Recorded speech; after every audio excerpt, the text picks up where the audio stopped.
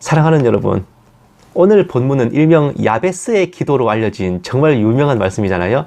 이 구절을 소재로 만든 찬송, 야베스의 기도라는 제목을 붙인 찬양만 해도 여러 곡이나 돼요. 곱씹을수록 하나님의 은혜와 자비하심이 마음 깊이 느껴집니다. 특히 우리나라 성도들이 정말 좋아하는 말씀이기도 한데, 이거는 좀 씁쓸한 이유지만은 믿는 사람이 복을 받는다는 기복신앙을 제대로 충족시켜주는 내용이기 때문입니다. 복 받는다는 건 누가 싫어하겠냐마는 특히 우리나라 한국교회 성도들이 복소리에 귀가 번쩍 뜨이기 일쑤인데, 기복신앙 때문이건 아니건 진심으로 은혜를 받고 감동을 느꼈던 간에 야베스의 기도를 좋아하는 분들께는 굉장히 깨는 반전이 있습니다. 감동 뒤에 숨겨진 진실이란 이 야베스의 기도가 사실은 사채업자형 기도의 원형인 거죠. 사채업자형 기도란 뭘 맡겨놓기라도 한 듯, 하나님께 빚독촉이라도 하는 듯이 이거 내놔, 저거 내놔, 주세요 하는 이런 식의 기도를 일컫는데, 여러 방식의 기도들 중에서도 굉장히 싸가지 없는 기도에 속하는, 정말 지양돼야 될 방식으로 여겨지는 그런 기도에 해당하는 게 이 야베스의 기도입니다. 사랑하는 여러분, 어쩌면 우리 그리스도인들이 말씀보다 좀 더 신경을 쓰고 집중하는 게 기도일 겁니다.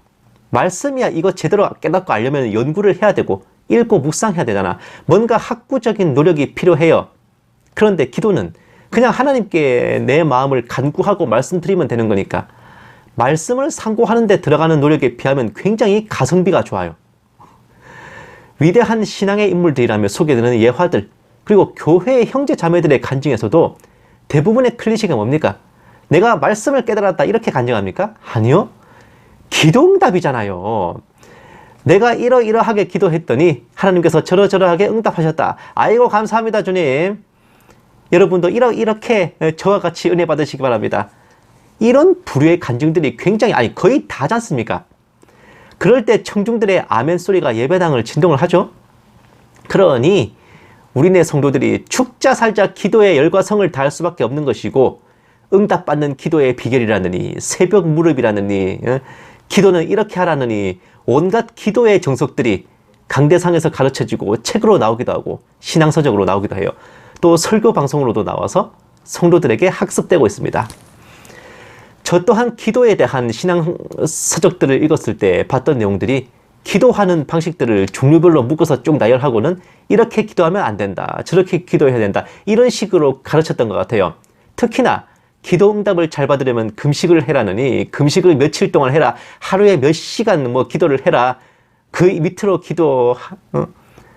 하면서 그 시간 밑으로 기도하면서 응답받을 생각하지 마라, 기도의 분량을 쌓아라 하면서 테크닉과 스킬에 이어 내공까지 고려하는 이런 기도의 정석들도 있습니다.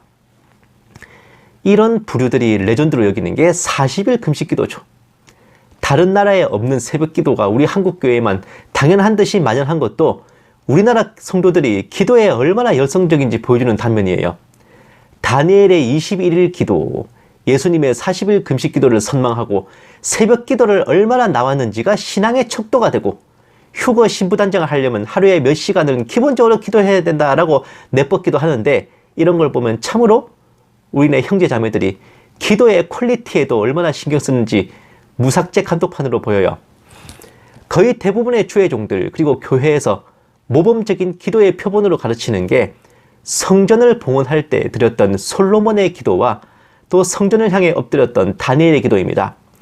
열왕기상 8장에 나오는 솔로몬의 기도를 보면은 하나님을 높이고 영광을 돌리며 찬양하고, 하나님께서 다윗에게 약속하신 말씀들을 의지하고, 솔로몬 자신을 종으로 낮추며 하나님의 공의를 구하고, 또 은혜 베푸심을 구하고, 자신과 동포들의 죄를 회개하고 언제나 인도하여 주시고 보살펴 주심을 간구합니다. 다니엘서 9장에 나오는 다니엘의 기도를 보면요, 일단 금식을 하고 엎드려서 기도하기를, 먼저 하나님을 높이고 찬양을 올린 후 자신과 동포들의 죄를 회개하고 죄인임을 인정하고 하나님의 공의를 높이고 은혜를 간구해요. 두 기도의 공통점은 감사와 찬양과 회개가 포함된다는 것. 대부분의 주의 종들과 성도들이 이게 없으면은 제대로 된 기도가 아니라고 생각들 하고 계십니다. 그런데 오늘 본문 말씀인 야베스의 기도를 보면 전혀 딴판이에요. 감사도 없고 찬양도 없고 회개도 없고 오직 주세요만 있지 않습니까? 게다가 하나님의 마음에 합한 자라는 이 다윗의 기도 중에는 정말 어처구니 없는 기도도 있어요. 다윗 자신에게 나쁘게 했던 자들을 박살내달라고 하나님께 간구하는 내용인데 시편 109편에 실린 다윗의 기도를 보면은 이게 정말 신앙인이 하나님께 할 수 있는 기도인가 상상을 초월합니다. 시편 109편 6, 7절 악인이 그를 다스리게 하시며 사탄이 그의 오른쪽에 서게 하소서. 그가 심판을 받을 때 죄인이 되어 나오게 하시며 그의 기도가 죄로 변하게 하시며 8절에서 10절 그의 연수를 짧게 하시며 그의 직분을 타인이 빼앗게 하시고 그의 자녀는 고아가 되고 그의 아내는 과부가 되며 그의 자녀들은 유리하며 구걸하고 그들의 황폐한 집을 떠나 빌어먹게 하소서. 11절 고리대금 하는 자가 그의 소유를 다 빼앗게 하시며 그가 수고한 것을 낯선 사람이 탈취하게 하시며 이하생략.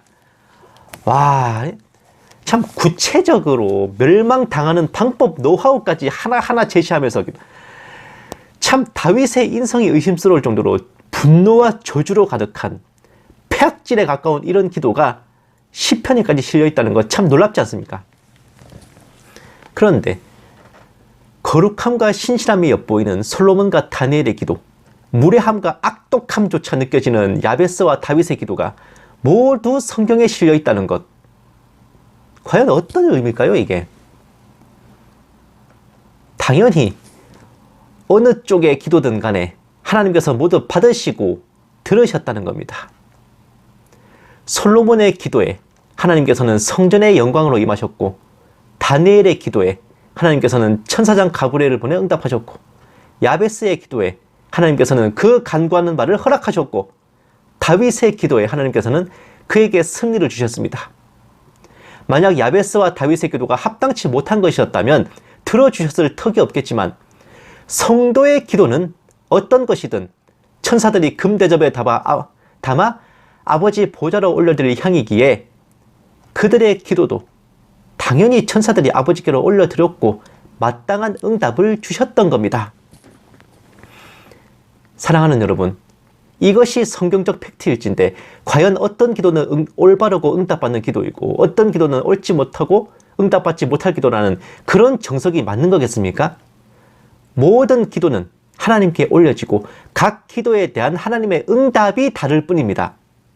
응답받는 테크닉이나 스킬이 따로 있는 게 아니고 퀄리티를 높여줄 내공이 따로 있는 게 아닙니다. 때로는 주님께서 우리에게 좀 더 진지하고 간절하게 구하도록 하기 위해 시간 텀을 두실 때가 있어서 우리가 좀 더 오랜 시간을 간구하며 기도할 때도 있지만 확실한 것은 우리가 원하는 때와 하나님이 뜻하시는 때가 다를 수 있고 우리가 원하는 것과 하나님이 뜻하시는 것이 때로는 다를 수도 있는 겁니다.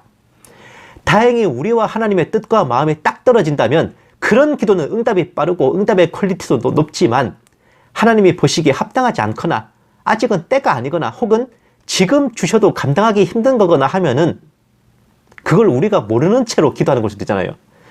그럴 경우에는 우리가 기도하는 대로 응답을 주시지 않을 수도 있는 거죠. 기도는 우리가 하지만 하나님의 뜻에 합당해야 된다는 겁니다. 내 욕심과 사리 사욕을 위해 나 자신만을 위해서 하는 기도는 21일 작정기도에 40일 금식기도에 100일 새벽제단을 쌓아봤자 나가리입니다. 하나님이 우리 심령을 감찰하신다는 거 그거 쉽게 생각하시지 마세요. 그리고 솔직히 말씀드리면은 하나님의 응답하시는 기도의 기준은 대체 누구 맘대로 정하는 겁니까? 며칠을 기도하고 며칠을 금식하고 몇 시간을 기도했대서 응답하셔야 된다 그러면 하나님이 무슨 요술램프 속의 지니입니까? 우리가 이렇게 하면 주님이 반드시 하셔야 돼? 지성이면 감천이고 귀신도 빌면 듣는다는 말 하나님 앞에서는 씨알도 안 맥히는 소리입니다. 기도의 분량이 어쩌고 하며 며칠을 기도하고 며칠을 금식했네 하지만 그것이야말로 허울 좋은 행위 구원이며 경건을 가장한 교만임을 아셔야 됩니다. 기도는 그것이 우리에게 필요하다고 주님께서 인정하실 때 응답하시는 것이고 무엇보다도 솔직하고 정직하게 날 것 그대로의 심령으로 소통해야 되는 겁니다. 점잖 빼지 말고 포장하지도 말고 내가 처한 그 상황에서 느끼는 감정 그대로 주님께 올려드리고 부르짖어야 되는 겁니다. 절체절명의 위기와 환난 속에서 야베스는 감사와 찬양을 드릴 그럴 마음의 여유조차 없었어요. 오직 이 고통 좀 면하게 해달라. 살려주세요 주님. 주님을 붙잡고 늘어질 뿐이었습니다.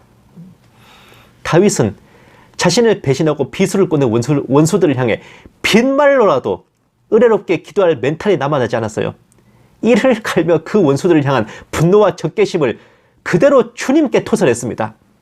비록 무례하고 악독해 보이지만 그런 야베스와 다윗의 기도 이면에는 들어주시리라는 확고한 믿음과 이런 솔직함을 부담없이 토해놓고 의지할 수 있는 사랑이 있었던 겁니다. 남들에게 말 못하는 거 우리 아빠니까 솔직하게 말하고 때를 쓰고 치열거리도 하는 거죠. 아빠, 걔 완전 재수없어 진짜. 걔 좀 어떻게 좀 해줘요, 아빠. 이런 겁니다. 자식이 부모님께 힘든 걸 토로하는데도 격식을 갖추고 규칙을 따라서 뭔 공문 작성하듯이 해야 된다 그러면 그게 정상적인 가족입니까, 그게? 내가 자식이니까 나 마음 놓고 치열거린다는 믿음. 주님은 내 아버지시니까 이런 나를 이해하시고 내가 징징거리는 것도 귀 기울여주실 거라는 믿음.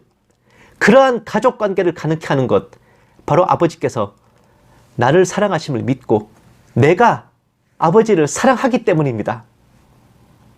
사랑하니까 때도 쓰고 사랑하니까 징징거리기도 하는 겁니다. 오직 거룩하다 높임 받으실 분은 아버지뿐. 하늘에서도 땅에서도 아버지의 뜻이 이루어질 것을 믿고 아버지께서 우리를 보살피시고 용서하시고 우리를 고통 가운데 빠지지 않도록 지키시고 수많은 악한 것들로부터 지켜주시라는 믿음. 이 세상 모든 나라와 권세가 아버지의 것이기에 우리의 기도를 능히 들어주시리라는 믿음. 무엇보다도 하나님 아버지가 나의 아버지임을 믿고 의지하는 그 사랑, 그것을 믿고 주님께 까불어도 보고 뻗대도 보는 그런 사랑, 그런 따사로움이 참된 기도의 정석일 것입니다. 주님께서 가르치신 그 기도가 어제도 오늘도 앞으로도 영원히 저와 여러분의 기도가 될 것임을 확신합니다. 하늘에 계신 우리 아버지, 아버지의 이름을 거룩하게 하시고 아버지의 나라가 오게 하시며 아버지의 뜻을 하늘에서와 같이 땅에서도 이루어 주시옵소서. 오늘도 우리에게 하루를 살아갈 양식을 주시고 우리가 우리에게 잘못한 사람을 용서한 것처럼 우리 죄를 용서하여 주시고 우리를 시험에 빠지지 않게 하시며 수많은 악으로부터 지켜주시옵소서. 이 모든 것을 아버지께 청하는 이유는 이 모든 나라와 권세와 그 영광이 영원히 아버지의 것이기 때문입니다. 아멘.